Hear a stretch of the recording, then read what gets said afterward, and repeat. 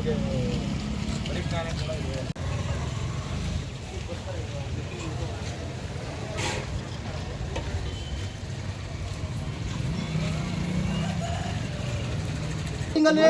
ಆದೇಶ ಕಾಪಿ ಇಡುವ ಮಾತ್ರ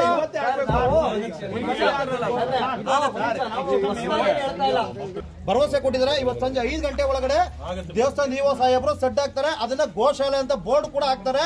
ಅದು ಮುಂದಕ್ಕೆ ಒಂದು ಗೋಶಾಲೆ ನಿರ್ಮಾಣ ಮಾಡಕ್ ಅವ್ರ ಕೈಲಿ ಆಯ್ತಾ ಇಲ್ಲ. ಅವ್ರಿಗೇನಾದ್ರು ತಿಂಗಳ ಪೂರ್ತಿ ಸಂಬಳ ಬರ್ತದೆ, ಆರಾಮಾಗಿರವ. ನಮ್ಗೆ ಯಾಕೆ ತಲೆನೋವು ಅನ್ನೋದು ಅವ್ರಿಗೆ. ಮಾತಾಡಿ ಸರ್, ಇವಾಗ ಮಾತಾಡಿ, ಇಲ್ಲೇ ಇರ್ತೀವಿ. ಅವ್ರು ಏನ್ ಹೇಳ್ತಾರೆ ಕೇಳಿ. ಅವ್ರು ಬರಗಂಟ್ರು ನಾವು ಹೋಗಲ್ಲ.